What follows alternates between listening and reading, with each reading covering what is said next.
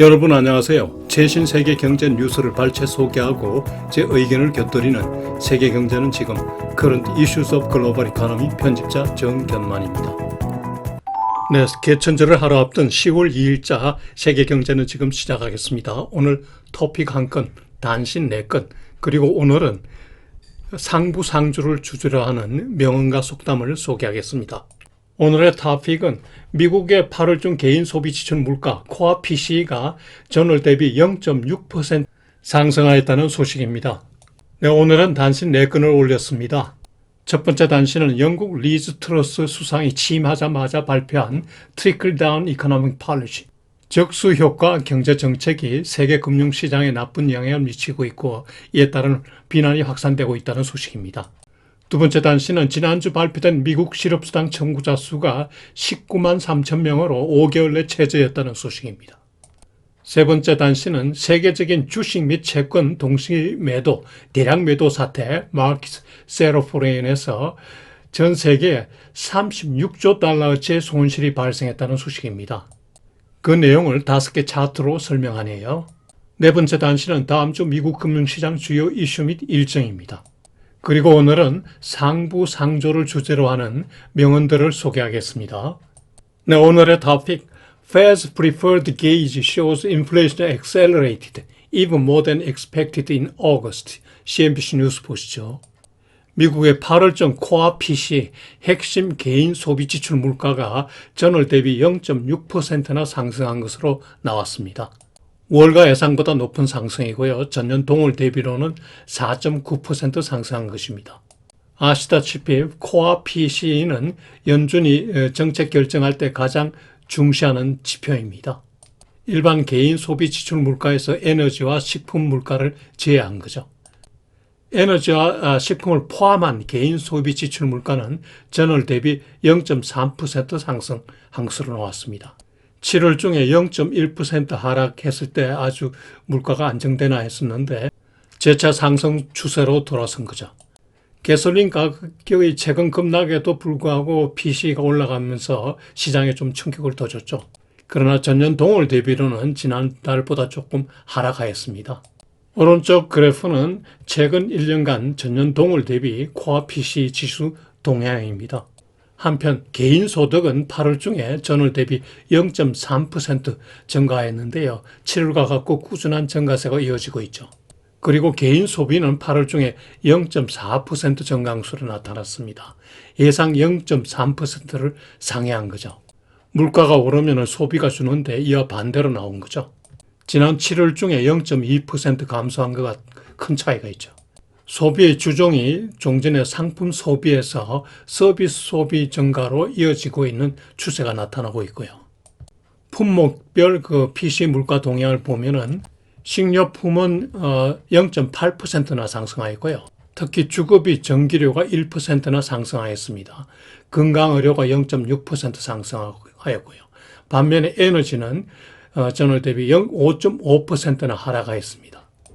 이런 물가 상승 지표를 연준 입장에서 보면은 금리 추가 인상 등 긴축 강화 소지가 커지는 거죠.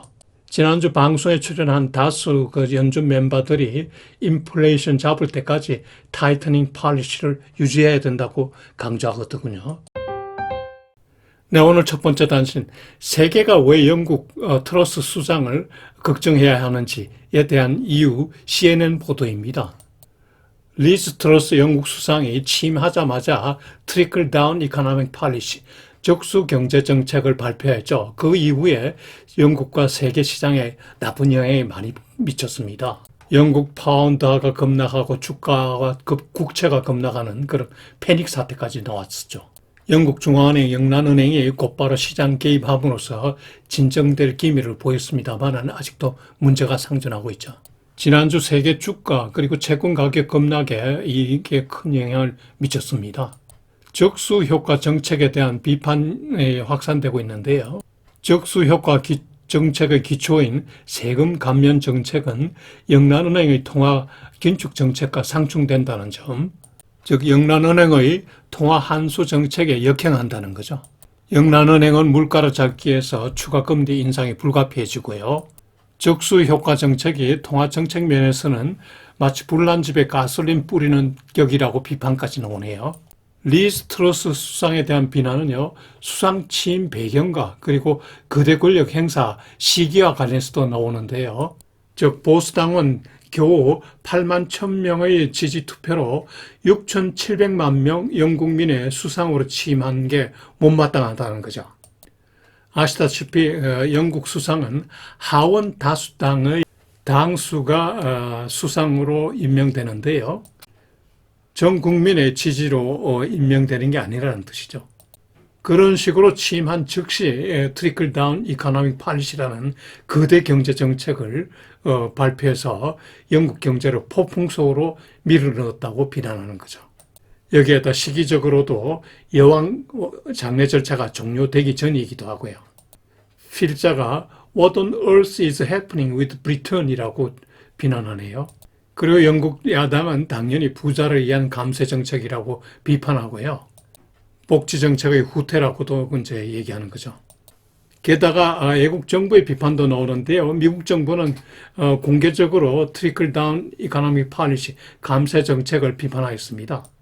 바이든 정부의 정세 정책과 배치되기 때문이죠. 또 각국은 각국대로 자국 인플레이션 대응 정책과 상충되기 때문에 비판하는 거죠.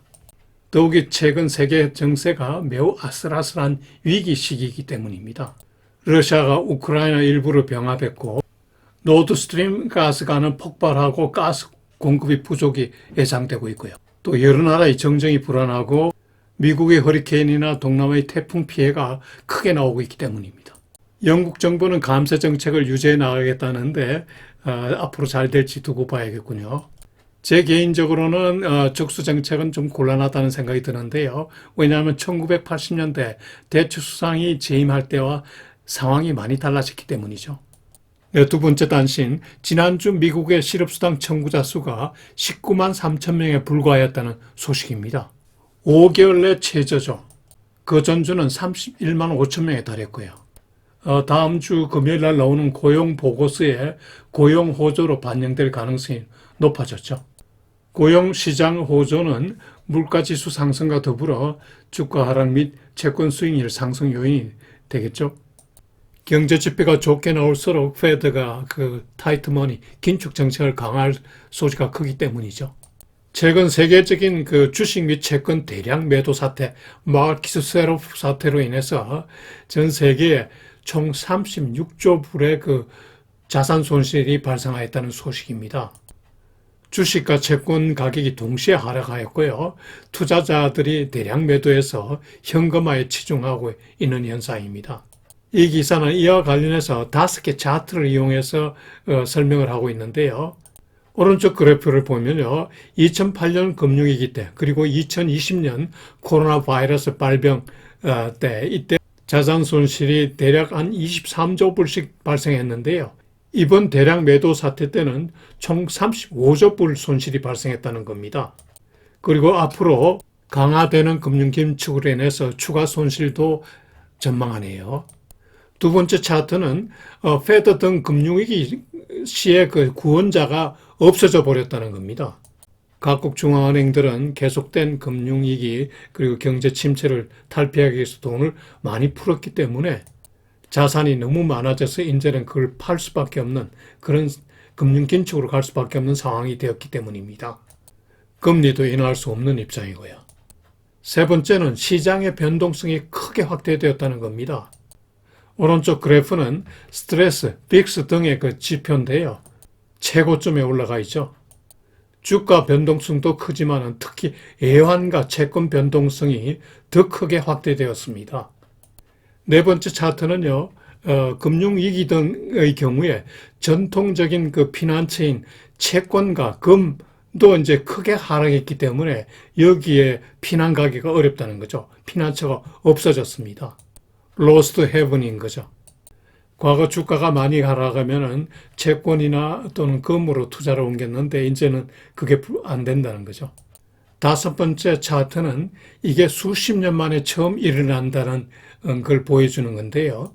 즉 S&P 500 지수가 분기 중에 10% 이상 상승했다가 10% 이상 하락으로 반전한 사례는 없었다는 겁니다.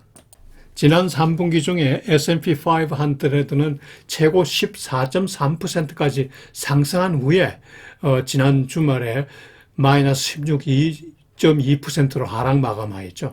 이런 식으로 10% 이상 상승하였다가 10% 이상 하락한 경우가 없었다는 겁니다. 네 번째 단신, 다음 주 미국 금융시장 주요 이슈 및 다이어리 보시죠. 지난주에도 미국 금융시장에서 연준에 맞서지 말라는 격언을 다시 한번 확인할 수 있었죠. 주가와 함께 채권 가격도 폭락하였습니다. 예상보다 높았던 PC 물가 상승, 그리고 그럼에도 소비가 증가한 점, 그리고 실업수당 청구자 수가 연중 최저를 기록한 점 등이 페드 정책에 변화를 줄 수 있는 변수였고요. 여기에다 영국 시장 그리고 세계 시장의 혼란상을 보였고, 지난주 후반 내내 종일 허리케인 피해 방송이 나온 것도 심리에 나쁜 영향을 미치겠죠. 다음 주 나올 경제 지표는 무엇보다 8월 중 고용 보고서죠. 금요일 날 나오는데 이게 관심 대상입니다. 고용은 전월 31만 5천 명 증가보다 소폭 감소한 29만 명 증가로 예상되는데요. 실업률은 전월과 같은 3.7%를 전망하네요. 여전히 견조한 고용시장을 보여주는 거죠. 다음 주에도 다수 연준 인사들이 발언할 예정인데요. 시장이 연준에 예민한 만큼 관심을 가져야겠죠. 주가 지수별 퍼포먼스를 보면요. 나스닥은 9월 중에 마이너스 10.6%입니다. 연중 전체로는 25.8% 빠졌고요. S&P 500는 9월 중에 마이너스 9.3%, 연중으로는 마이너스 17.7% 하락입니다. 다우존스는 9월 중에 8.8% 하락, 연중으로는 16.3% 하락하였습니다. 국채 수익률은 2.2년물이 4.27%, 10년물은 3.83%입니다. 네, 요일별 일정은 표를 참고하시기 바랍니다. 여러분, 다음 한 주도 즐겁고 보람차게 지내시기 바라며 상부상조를 주제로 하는 오늘의 명언들도 참고하시기 바랍니다.